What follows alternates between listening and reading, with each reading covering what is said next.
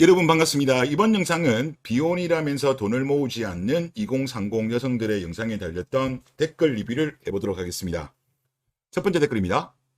가소비는 마약 중독, 도박 중독처럼 절대 끊지 못한다고 봅니다. 한국의 그 어떤 남자도 한국 여자를 감당할 수 없습니다. 답은 국제결혼입니다. 라고 하셨습니다. 이거와 관련돼서 제가 하나 좀 가져왔는데요. 지금 보시는 거는 노벨 경제학상 수상자인 폴 사무엘슨 교수가 말하는 행복의 공식입니다. 이거를 조금 확대해서 보여드리면요. 행복은 욕망분의 소유입니다. 욕망이란 소유를 욕망으로 나눈 것이고, 소유가 많을수록 혹은 욕망이 줄어들수록 행복은 커지는 겁니다. 그러면 돈이 많다고 해서 반드시 행복하냐? 그건 아닙니다. 보유한 돈이 커지면 커질수록, 내가 예를 들어서 뭐 1억 가지고 있다가 10억을 가지게 되면 또 사람은 또 100억을 가지고 싶어 하고, 100억을 가지게 되면 또 1000억을 가지고 싶어 합니다. 즉 욕망은 돈의 규모가 커지면 커질수록 욕망은 더욱더 커집니다.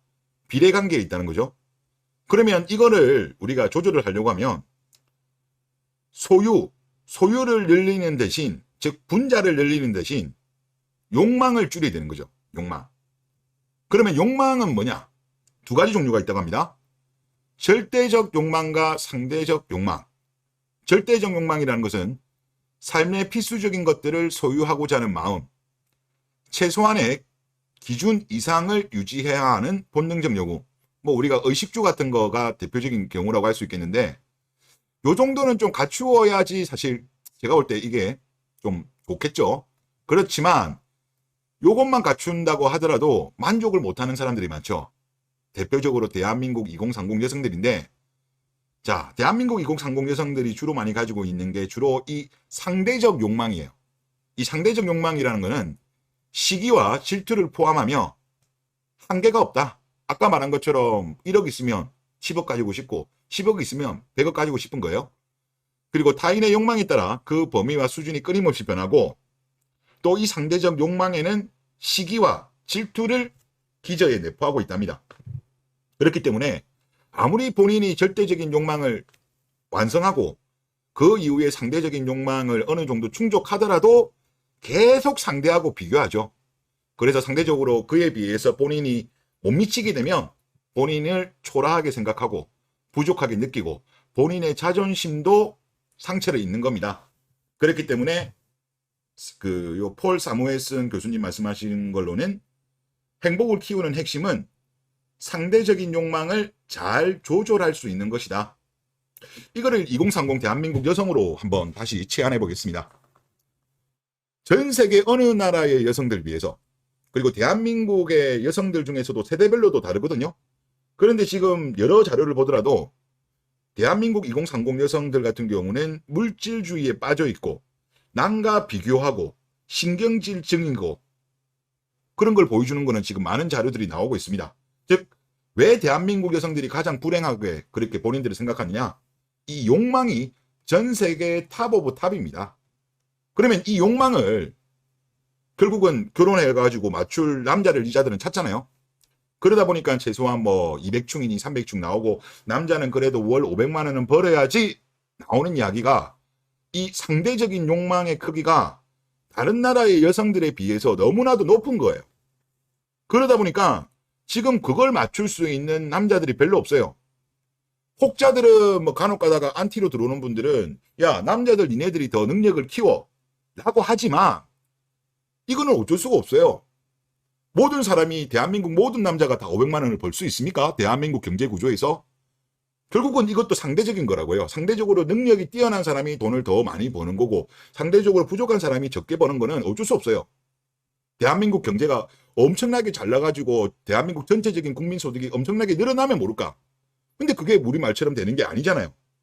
그러다 보니까 지금 대한민국이 이렇게 되는 거고, 말씀하신 대로 그 어떤 남자도 한국 여자를 감당할 수 없다. 여자들의 욕심은 끝이 없기 때문에 그런 거예요. 그래서 말씀하신 것처럼 저는 국제결혼이 답이다. 즉, 상대적으로 욕망이 낮은, 해외 여성들이 상대적으로 욕망이 낮잖아요. 욕망이 낮으면 당연히 소유하는 부분이 분자가 상대적으로 적다고 하더라도 욕망이 더욱더 낮으면 행복을 느끼는 거예요.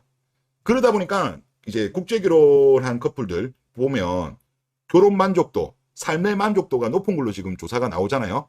한국보다. 그게 바로 이런 이유들이 다 포함되고 있는 걸로 우리가 확인할 수 있다. 그런 말씀을 드릴 수 있을 것 같습니다. 자, 다음에 댓글을 보면요. 돈은 다들 부모님 유산으로 충당하려고 하지 않나요? 부모님 돌아가시면 그 돈 다 자기 돈이라고 생각하는 사람이 대부분이지 않나요? 라고 하셨습니다. 지금 뭐 비혼하겠다면서 돈을 모으지 않는 여성들은 일단 기본적인 전략은 본인들이 말하는 괜찮은 남자, 돈 많은 남자, 나를 공주처럼 키워줄 남자면 결혼하고, 그거 아니면 뭐 비혼하겠다라고들 많이 하는데 아마 은연중에 그런 게 있을 거예요. 그래도 뭐 부모님 뭐 아파트 있으면 그 아파트 나중에 나한테 물려주겠지? 그런 생각 은근히 할 거예요. 은근히. 근데 그게 말처럼 쉬울까요?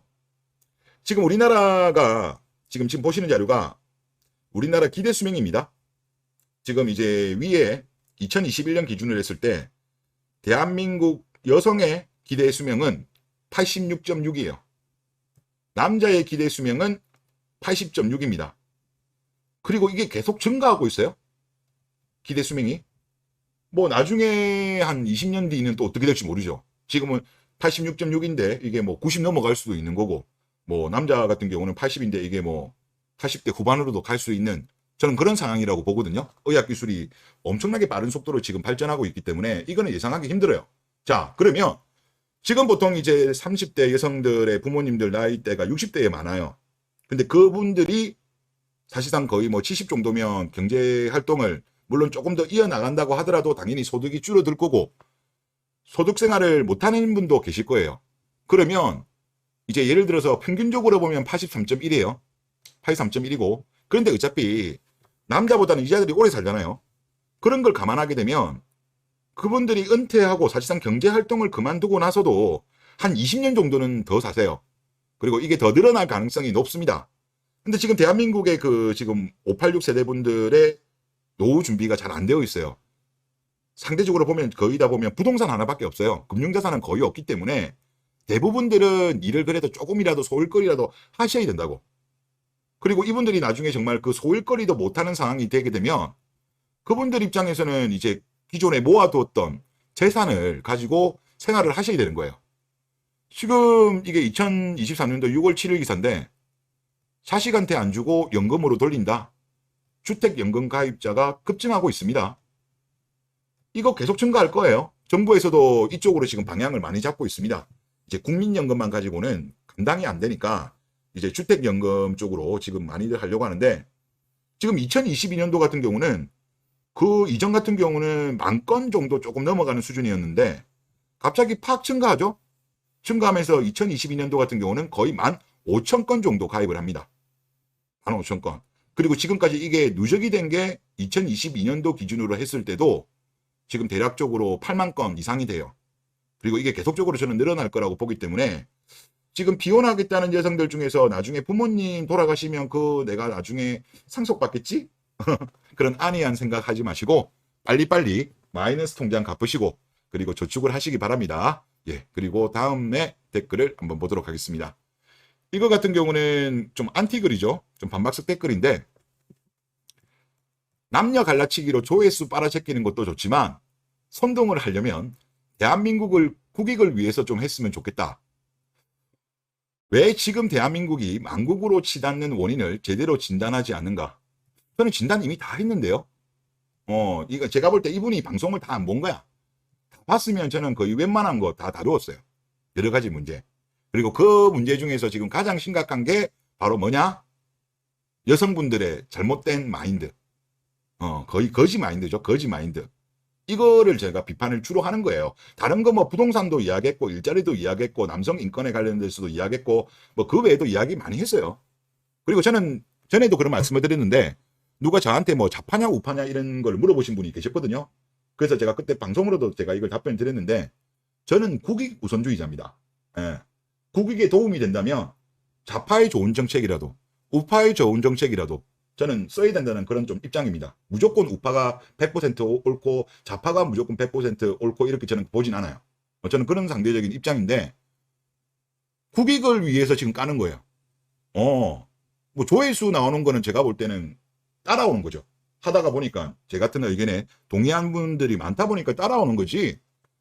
그렇게 보시면 될 것 같고, 지금 대한민국의 젊은 여성들 같은 경우 보세요. 어느 때보다 지금 행복한 생활을 하고 있잖아요. 윤택한 생활을 하고 있잖아요.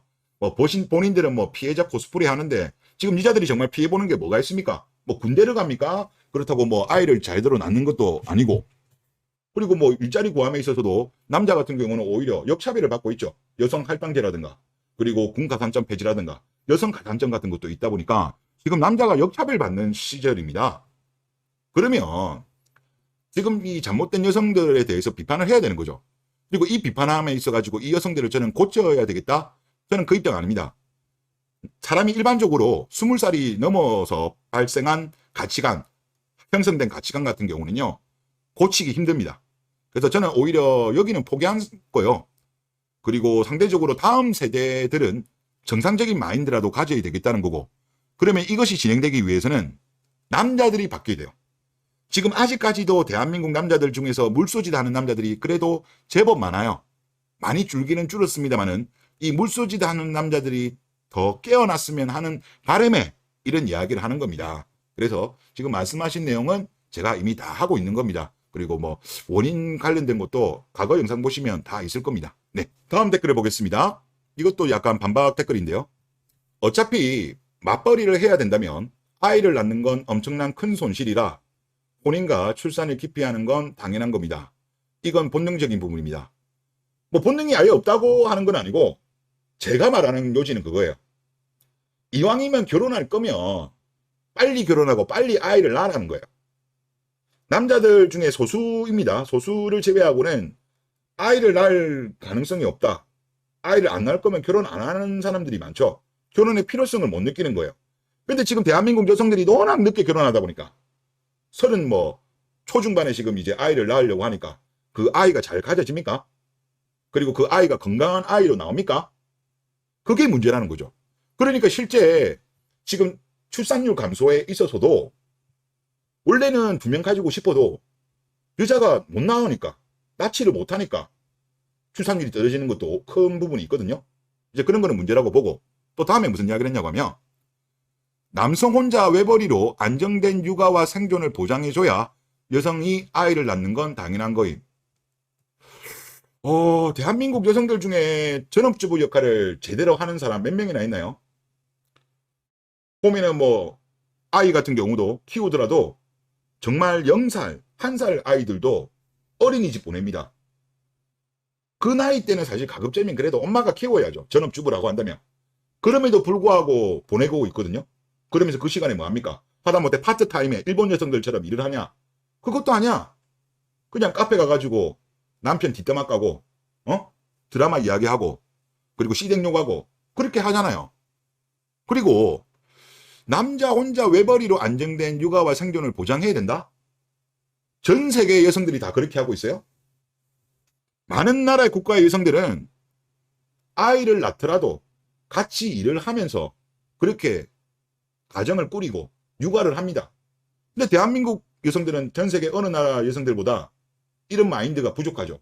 그냥 전업주부로 꿀 빨려고 하는 거다 보니까 지금 이런 현상이 발생하는 거예요. 그래서 뭐 여성분들이 말하는 뭐 여기 남성 혼자 외벌이로 안정된 육아와 생존을 보장해줘야 한다면 여성들의 말에 의하면 500만 원 넘어야 된다는 거잖아요. 근데 앞에서 말씀드렸다시피 우리나라 지금 경제 규모로 봤을 때 500만 원, 월 500만 원 이상 버는 남자는 극소수예요. 극소수.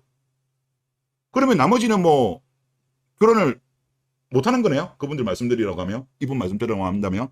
그래서 이제 남자들이 이제 국제결혼이나 그냥 믹타오로 가겠다고 하는 거 아니겠습니까? 여자들 전업주부 꿀 빨아주는 남자 능력이 되는 사람이 극소수니까 나머지들은 그냥 알아서 갈길 간다, 그 의미라고 보시면 될 것 같습니다. 그래서 뭐 여성분들 중에서는 그래도 이제 남자의 능력을 키워야지. 아니 그게 말처럼 쉬워요? 소득이 높은 사람은 자리가 한정되어 있는데 이미 여성들이 그 좋은 일자리를 많이 빼들어 갔는데 어떻게? 그래서 여성분들 같은 경우는 이제 알아서 이제 준비하세요. 이제 뭐 제가 알기로는 대다수 여성분들이 300도 못 벌잖아, 솔직하게. 보통 200만 원대 초중반에 많이 걸려 있는데 200 안 되는 분도 많고, 그러니까 알아서들 잘 준비하시길 좀 부탁을 드리겠고, 또 그리고 이런 말을 하네요. 남녀 갈라치기로 병신들처럼 싸움질 그만하고. 이거 여자들이 먼저 싸움 걸었습니다. 그리고 이제 지금도 남자들을 공격하고 있죠. 그러면 남자들은 계속 맞고만 있으라는 겁니까? 이거는 아니죠. 여성분들이 먼저 시비를 걸었고 지금까지도 하고 있습니다. 그리고 아이를 낳고도 맞벌이를 해준다면 하나님 모시듯 살고, 하나님 모시듯이 살아라고요? 아이 낳고 전업주부로 눌러앉아도 그걸 안 입곱게 볼 필요는 없다는 거야. 아이를 낳고 전업주부로 눌러앉는 거, 근데 전업주부로서 제대로 역할을 하냐고, 대한민국 여성들이.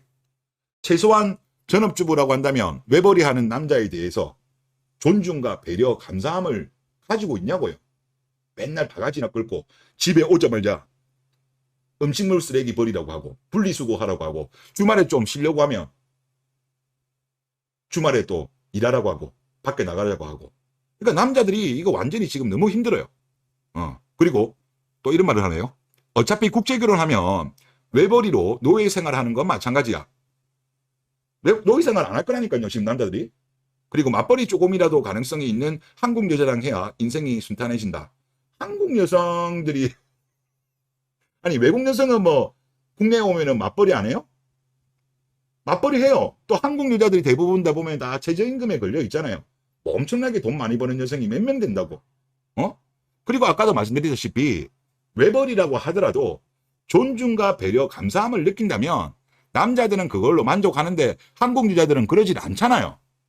그러니까 지금 남자들이 그럴 바에는 그냥 국제결혼이나 미타고 하겠다는 거 아니겠습니까? 그래서 여성분들이 여기 와가지고 막 빽빽빽빽 한 번씩 그리는데 본인들이 지금 왜 남자들한테 거부당하고 있는지를 좀 자기 성찰이 좀 필요하지 않냐, 그런 생각이 많이 듭니다. 네, 이번 영상 여기서 마치겠습니다.